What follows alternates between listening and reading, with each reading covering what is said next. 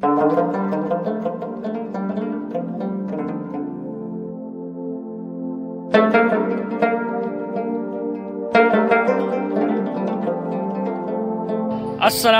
and welcome back to the channel. Hope you guys will be doing absolutely fine.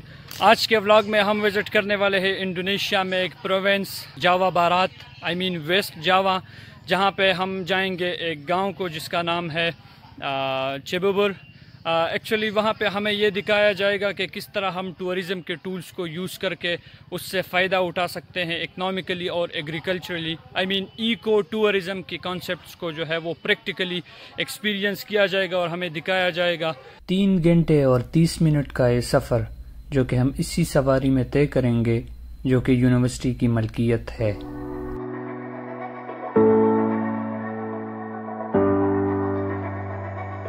चूँकि सुबह सवेरे हमें इसी सफ़र के लिए निकलना पड़ा, इसलिए शुरुआत में ही हमें नाश्ते के लिए सैंडविच और दीगर इंडोनेशियन फूड से नवाजा गया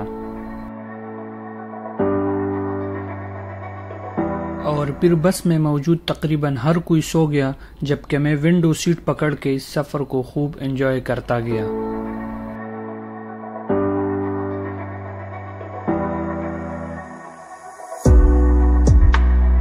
चिबुबुर गांव पहुंचकर पहले हमें कुछ ब्रीफिंग्स दी गई और फिर इन्हीं ट्रेडिशनल बसों में बिठाकर हमें मेन मीटिंग पॉइंट पे ले जाया गया।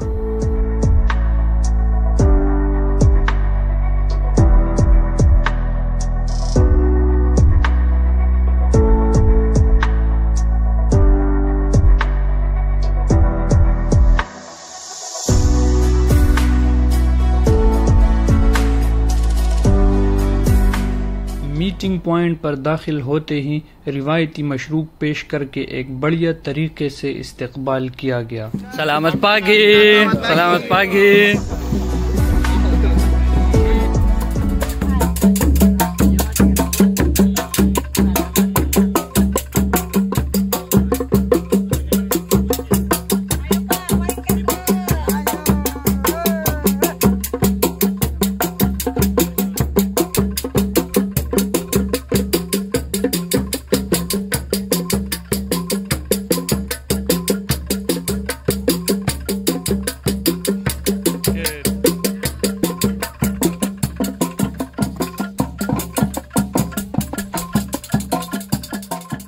ये है वो मीटिंग पॉइंट जिसको बैंकॉक कहा जाता है, जहाँ पे हमारी मुलाकात टूरिज़्म डिपार्टमेंट के ऑफिशियल से हुई और फिर यूनिवर्सिटी के रिप्रेजेंटेटिव्स ने उनके साथ मिलकर हमें ये समझाया कि किस तरह एग्रीकल्चर और टूरिज़्म को लिंक करके इको टूरिज़्म के कॉन्सेप्ट को प्रैक्टिकली यूटिलाइज किया जा सकता है। Dan berikutnya adalah secara simbolis, mungkin bertanya-tanya.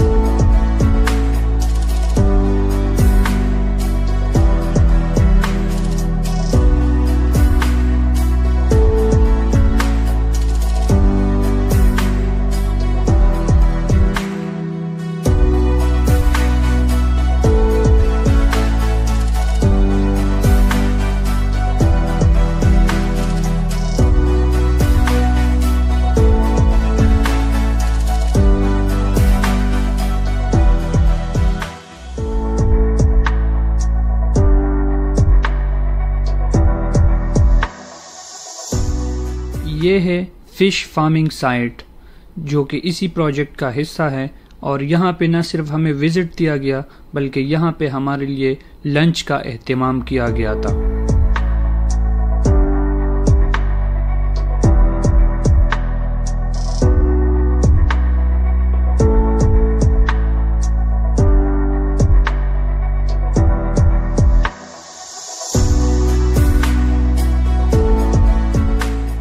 कुछ देर ब्रेक के बाद न हमें सिर्फ गांव का विजिट कराया गया बल्कि एक ऐसे स्पॉट पे ले गए जहां पे हमें ये दिखाया जा सके कि किस तरह यहाँ की ज़रख़ेज़ और कीमती मिट्टी से ट्रेडिशनल इंडोनेशियन ईंटें बनती हैं।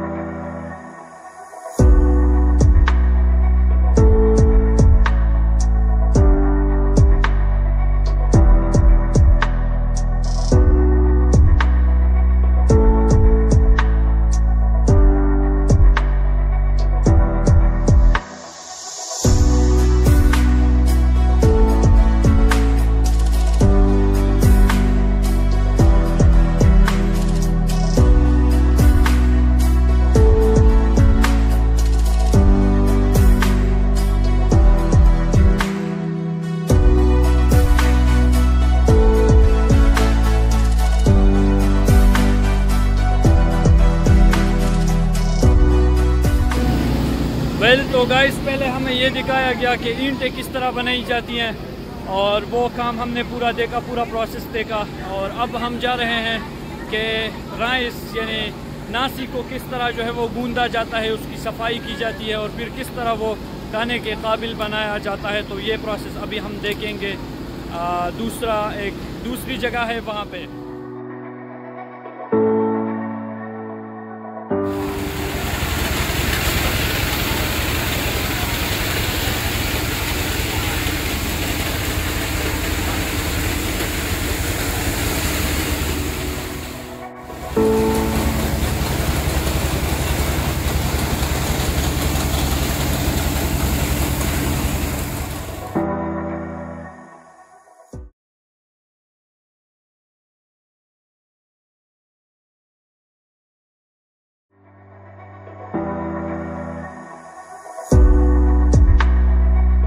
तो जी बढ़ते हैं अपने आखिरी एक्टिविटी की तरफ, जिसमें हम आए हैं एक बाग में जहाँ पे एक ट्रेडिशनल फ्रूट पाया जाता है जिसको मंगस कहा जाता है। और मैं आप लोग को दिखाता हूँ कि वो फ्रूट दिखता किस तरह है। और टेस्ट में एक दो दफ़ा मैंने पहले भी टेस्ट किया है, तो बहुत ही मज़े का स्वीट टेस्ट है इसका। तो चलिए एक्टिविटी की तरफ बढ़ते हैं और देखते हैं।